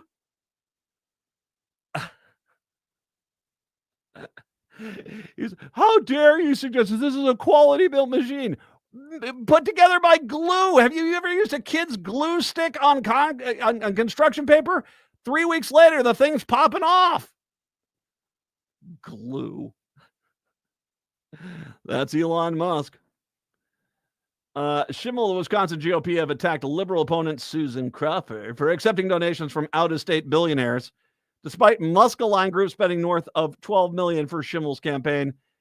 And once again, Elon Musk, an out-of-state billionaire, is in throwing money around for Schimmel. Yeah, he's as crooked as the day is long. While serving as Wisconsin's Attorney General, Schimmel came under fire for failing to address the extensive backlog of untested rape kits, which he lied to the public about and deflected blame to the victims. That's right. I remember that. God, that guy. Dodge County Sheriff Dale Schmidt, who has appeared on Pro Schimmel, adds this cycle has defended Schimmel's record on rape kits. And during the 2024 election, Schmidt reportedly pressured county clerks to avoid using absentee ballot drop boxes. Schimmel also used his office to help lead a lawsuit to overturn the Affordable Care Act. Also, Schimmel also has refused to condemn Trump for pardoning violent criminals who participated in the attack on the U.S. Capitol, despite saying that violent criminals should be prosecuted. Tuesday's election is basically going to determine where Wisconsin goes. So, where are you guys? Have enough conservatives in Wisconsin seen the real truth at this point? See a billionaire frantically trying to write $1 million checks to try to keep that race close? Doesn't matter. What matters is who shows up tomorrow to vote. That's all that matters. And if Democrats try to be avant-garde or counterculture or send a message like they did back in 2024, nope, not letting that go. Not going to let that go. See the burning garbage fire that is the United States right now? Not going to let go. You guys saying Harris and Trump are the same. You freaking idiots. What are you doing, man? Come on. I'm not going to let it go. So are you going to do that again? Did you learn your lesson, at least for the next 3 or 4 election cycles? Is that what it is? Show me something. Action is what's needed. And it's nice to protest. Pretty sign. Good stuff. Protests at the end of the day don't change things. Electing someone who is going to save Wisconsin versus Schimmel, well, that will show me something. And you guys have done it in the past. I cannot believe Elon Musk is that much of a sell. As a matter of fact, God, I would hope one of these people, because he can't say you have to vote the way I tell you to vote. He can't do that. You cannot go out there and give $1 million because that's a direct violation of the federal law. You cannot do that. So basically, if you sign our petition, well, I would love one of these millionaires to sign the petition and then the day after the election say, he gave me $1 million and I still voted against his guy, because there's not much you can do to stop that. That would be hilarious. And it will be one of the ways you can basically stop Elon Musk from sticking his freaking, Nazi saluting caboose out of these state elections. Because this guy seems to be, this is his intent, to basically go out there and try to buy as many of these elections as possible because he knows their policies are not popular. So we'll have to see what tomorrow shows us. Are we really changed as a country? Or is Wisconsin going to stay basically a mess for the next 5 to 6 years? It's up to you guys. I don't live there. I live in Minnesota. But I can tell you, I would not vote for Schimmel. I would not vote for him, because that's the guy the billionaire is desperately trying to buy people off to support. And that's a huge red flag right there. 952-946-6205, 952-946-6205. We'll take a break, come back, more of the show. It's the Matt McNeil Show.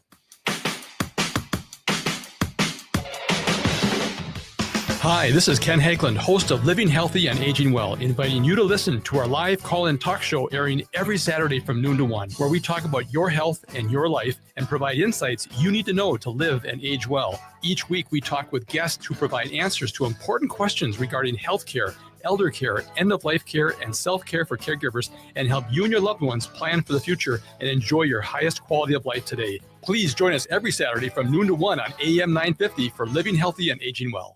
Turn to Auto Technical with your vehicle donation.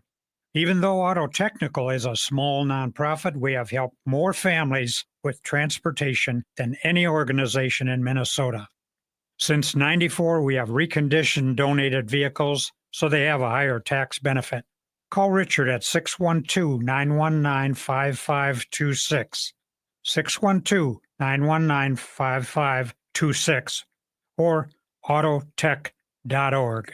Hi, I'm Peter Solak. And I'm Adam Ostrowski. We are here at Woodland Stoves and Fireplaces to talk about the joy of live fire cooking. Cooking over a live fire is the oldest and most basic form of cooking. What's new is in the way fire is handled and its heat is managed. It's easier to experience and enjoy the smell and taste of food cooked over a live fire. Woodland Stoves and Fireplaces sells and installs live fire grills, fire pits, and ovens. Let us help you experience the smell, the taste, the fun of cooking with fire. Pizza was first made and is still best made in an open fire oven. The radiant and conductive heat of a live fire is unmatched for wood roasting and baking artisan breads too. Come see the many ways you can cook over a live fire. Woodland Stoves and Fireplaces has over 35 working wood and gas units on display at the corner of East Franklin and Riverside Avenue in Minneapolis. More information at woodlandstoves.com. Find the fire that works for you. Woodland Stoves and Fireplaces. Out of the ordinary products and services since 1977. Crooners is a classic supper club with a wide range of entertainment. Make your reservations for a parade of international, national, and local artists in the main stage showroom, the intimate Dunsmore Jazz Room, or outdoors at the seasonal Belvedere Under the Stars space. Or enjoy Maggie's Piano Lounge. Enjoy 4-star food and drinks with first-class supper club service. What are you waiting for? Go to croonersmn.com for more information and schedule. That's croonersmn.com. With a look at your AM 950 weather, I'm Patrick Lilia. Clear tonight with a low of 23, then Tuesday rain and snow expected with a high of 36. The music is still the hottest at Crooners Supper Club in Fridley. Crooners is located just north of I-694 off Highway 65 and Moore Lake Drive. View their upcoming music schedules and food menus at croonersloungemn.com.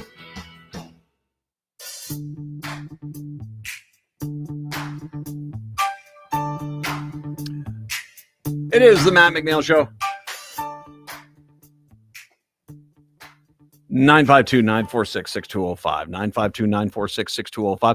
I've talked about the misguided nature of the Republican Party right now in the state of Minnesota. One of the guys, Engen, was trying to pass a Minnesota version of Doge, where it's going to be a Doge committee, man. We're going to have a Doge where they basically cut. Meanwhile, Cutting's already happening in the state, and it's happening in every district in the state, including Engen's.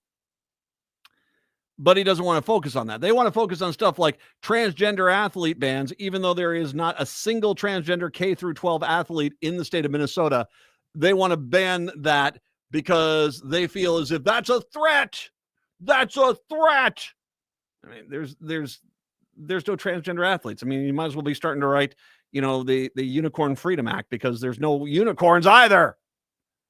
But that's who they are. They're out there writing legislation to try to avoid people paying attention to the truth. A consortium of researchers at several universities have revised county-level estimates of the total financial impact of cuts to the National Institute of Health grants announced by the Trump administration last month. The estimates incorporate not just the lost grant dollars themselves, but also the spillover effects of the additional economic activity the NIH grants stimulate. Running the numbers that way shows that the cuts have impact is not just in the communities where the affected medical and scientific institutions are located, but also in surrounding communities that benefit from the economic activity generated by those research hubs. No county in Minnesota is unaffected. I want to repeat that. Every single county in Minnesota is affected.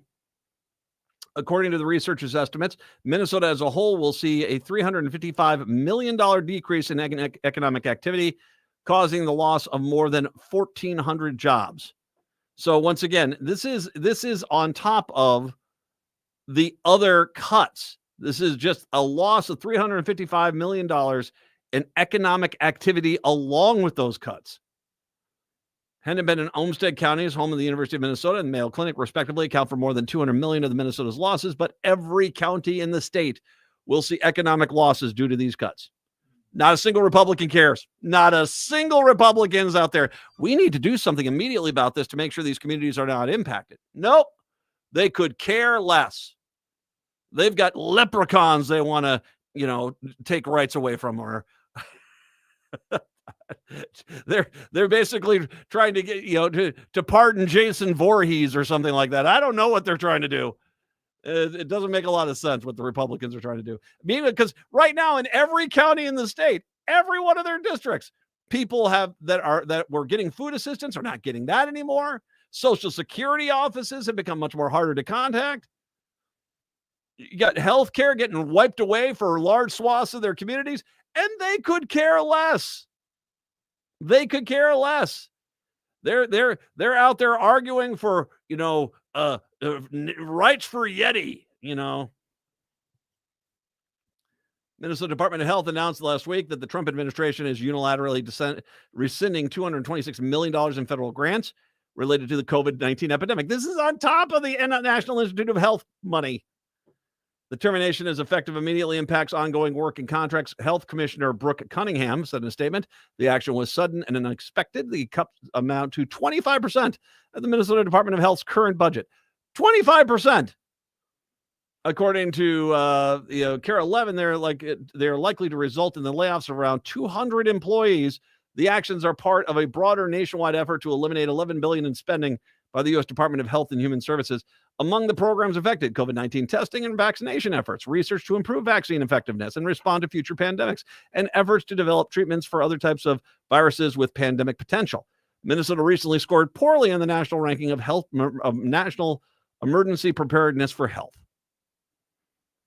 No, you could say to yourself that, that's once again another thing that the Republicans just don't.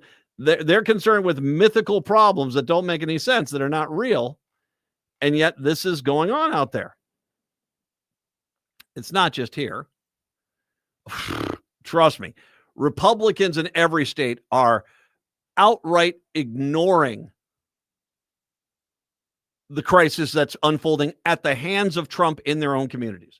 And granted, they're all going to sit there and they're waiting for it to be long enough down the road saying, why did Joe Biden get rid of all of our health care? It was all Joe Biden.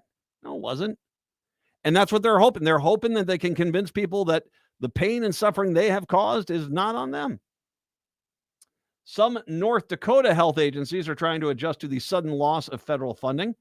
The North Dakota Department of Health and Human Services learned last week it lost about $3.2 million in federal funding for substance abuse treatment and mental health programs after block grants were rescinded by the federal agency. So once again, we're not talking about, okay, when we're talking about the National Institute of Health or we're talking about the COVID emergency funds. No, we're talking about everything across the line. And for a state like North Dakota, $3.2 million to help for substance abuse and mental health programs is a massive cut. And I can tell you right now, the Republicans in North Dakota aren't exactly scrambling over to Pierre. That's South Dakota. What's it? Bismarck, North Dakota, right? Yeah. Bismarck, they aren't scrambling over to Bismarck so they can pass a bill to refund this stuff. No. I mean, in all of these cases, your best case scenario is the hospitals and facilities that you would need to use your best case scenario are going to be much further away. And the timeline for you to get necessary services that you need is going to be exponentially much longer than it was before. Without a doubt. You can't make these kinds of cuts and think that there is going to be a better outcome. No, none of this is going to be a better outcome. A lot of people are about to lose mental health services and substance abuse services. In an evening email on March 24th, the Federal Substance Abuse and Mental Health Services Administration told HHS and the COVID-19 pandemic era grants that they had taken out were taken back by accordance with President Trump's executive order empowering Elon Musk. You remember the billionaire that nobody likes? Yeah, that's the guy. That's him. Anyway, it had to do with getting Elon Musk and the Department of Doge to cut cost, or as Aaron McQuaid likes to say, douche.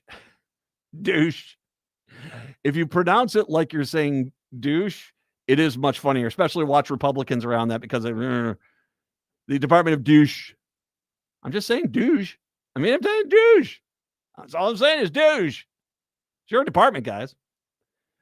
These grants were issued for a limited purpose to help with the effects of the pandemic. That's what they're saying. The email stated the end of the pandemic proves cause to terminate the related grants. Now that the pandemic is over, the grants are no longer necessary. Once again, these are not grants for pandemic services. These are for substance abuse and mental health services. The grants were scheduled to expire on September 30th. They're going to expire earlier.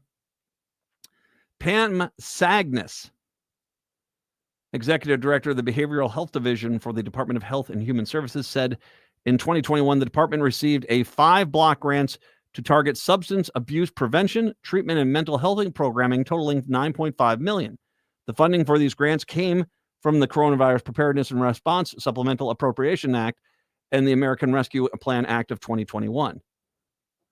So those were just part of that plan, but they didn't really have anything to do with COVID. And yet, in a state like North Dakota, and trust me when I say $3.2 million, might as well be $20 billion in North Dakota. Because the Republicans up there, they don't care. They don't care. None of these people care. They're the suckiest Christians on the planet, man. They're sitting around watching Trump yank food from hungry people's mouths. And at best, they're quietly staring down at their feet, kicking the dirt around, going, I don't necessarily agree with it, but I'm not going to speak out against it. That's the best that they can say. That's the best that they can say, the Christians on the right. Oh, God, it's sad. But I mean, this is where the Republicans have gone. Now, once again, if you go back and listen to the very first show I did, we talked about the 15th anniversary. 15 years ago, I did a show here, a little more than 15 years ago, where my first show I helped talk about the Affordable Care Act. And I remember the arguments against the Affordable Care Act at that point were, well, it's going to create lines and waiting time and all this stuff. And one of the things I pointed out was, wait a second, that's already what we've got. People are saying, well, they're going to make decisions on your health care in the corporate boardroom as health insurance companies after health insurance company. Where was the kid? It was in Denver that the infant, the baby that was born, they accused him of being obese and denied any health care coverage for that child for their entire life. That was pre-ACA, Affordable Care Act, Obamacare.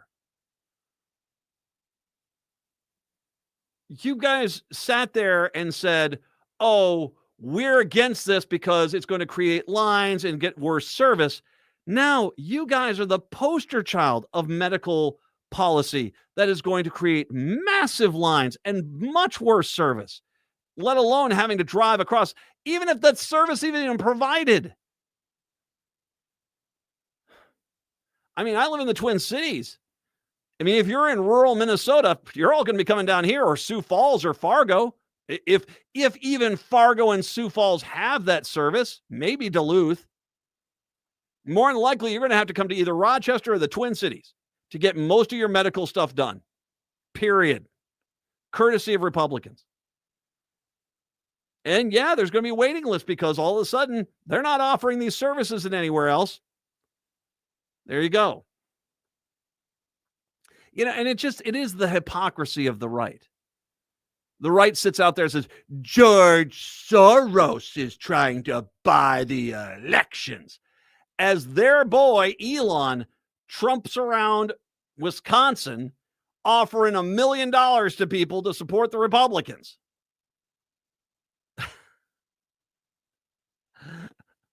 I mean, the hypocrisy, you guys don't even hear what you say anymore. We're for good quality health care. Now, excuse us as we gut the health care. I'm against billionaires buying the government. Now, pardon me while I go applaud as a billionaire tries to buy the government. Or the freedom of speech. You're violating our freedom of speech. Until it's someone saying something you don't like, and they were yelling at a Tesla, lock them up for life. Seriously, that was the one from this weekend. They were yelling at a Tesla. They need to be locked up for life. You can't make it up, man. You can't make it up.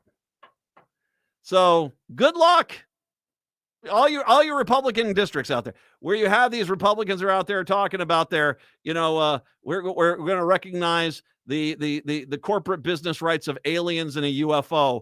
That's their big bill they're trying to pass right now. They're ignoring all these things. There's not going to be any help for you until you give the Democrats full control of everything, and then we'll help you out again. You just got to remember this time around, don't come back and say, you guys didn't help us, or give credit to the guys who are trying to kill you guys, because the Republican Party, they're trying to kill you guys right now.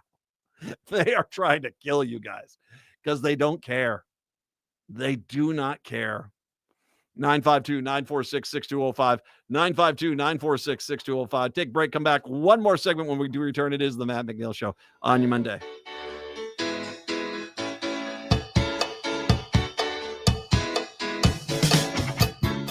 Everyone wants to maximize their dollar. If you're looking for a new vehicle, the only place to go is Rudy Luther Toyota. Consumer Reports Best of 2025 edition has the most reliable vehicles as Toyotas. The Toyota Corolla, RAV4, and RAV4 Prime top the list of the most reliable cars. And Toyotas are fuel efficient, meaning less money at the pumps. Consumer Reports Best of gas mileage ranking has the Prius Camry, Corolla Cross Hybrid, RAV4 Hybrid, and the Highlander Hybrid top of their classes. Reliability and fuel efficiency, you'll find them both at Rudy Luther Toyota, 5 miles west of Minneapolis on 394. Think your company's safe? Your staff is working from home, right?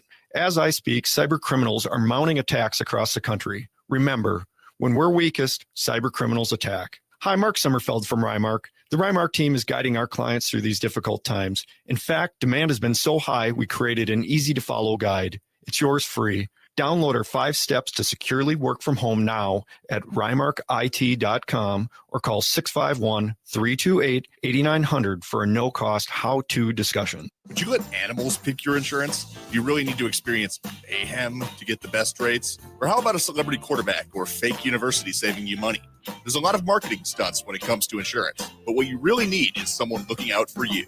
Call Array Insurance, and they will work hard to find you the best insurance coverage and rates. So avoid gimmicks and call Cheryl at Array, 763-504-3067 or arrayinsurance.com. Array Insurance, working hard for you. End-of-life decisions are not easy to make. Hi, I'm Mary T. of Mary T. Hospice Care. It's important to make sure that this difficult time is meaningful and comforting to you and your loved ones.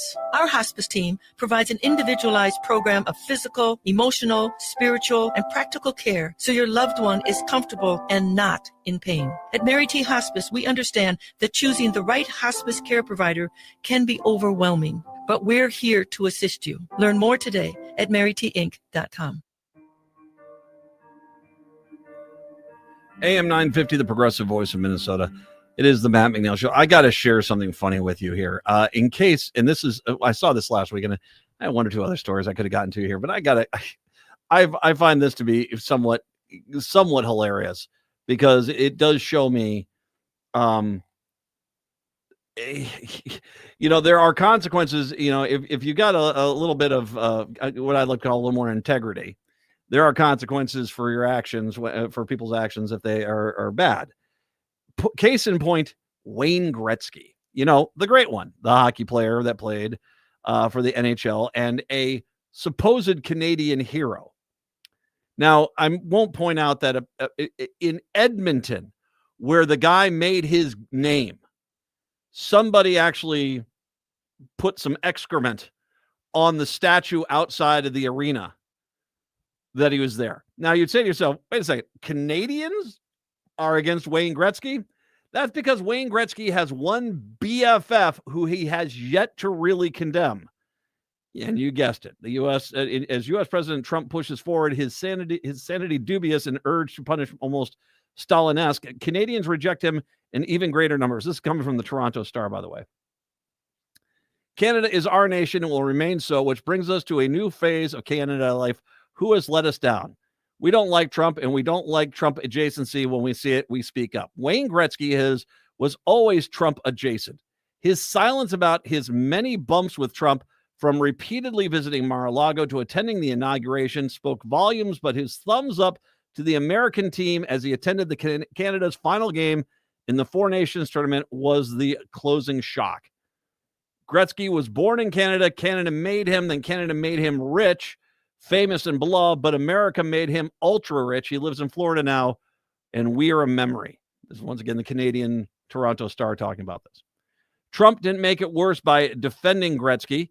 It couldn't get worse. Like a little inappropriate boy, Trump posted, "Wayne is my friend, and he wants to make me happy. And there is therefore somewhat low-key about Canada remaining a separate country rather than becoming a cherished and beautiful 51st state." Then came this: "He's the greatest Canadian of them all, and I am therefore making him a free agent because I don't want anybody in Canada to say anything bad about him." Okay. I understand that ferreting around in the swill that is Trump's brain yields little value, but the idea that Canadians were waiting for Trump's permission to deplore Gretzky, or the fact that Trump counts on Gretzky's silence, well, that takes the actual biscuit. Well, Canadians. Gretzky, you're out of our hockey hearts. We will not shovel your driveway anymore. It's not clear why Gretzky would leave to his wife Janet to defend. Would leave it to his wife Janet Jones, the actress, to defend him on social media. This is what Janet Jones wrote. Gretzky would do anything to make Canadians proud, and that he has broken his heart to read and see the mean comments. But he won't make a statement. Those mean commenters are his fans. Canadians are reasonable. We're not going to get perfectly Puritan about who might or might not stand for Canada under threat, who is a foot in both countries, who's running for cover, because purity is an American thing. Americans lived through the 17th century Salem witch trials, Senator Joe McCarthy's early 1950s blacklist, the current MAGA threats to have Republican politicians fearing for their lives and the lives of their families. So we will distinguish between degrees of Trump adjacency. Conservative Party leader Pierre Poilievre, who's long styled himself as something of a mini Trump, is skating away from Trumpiness into Trump adjacency.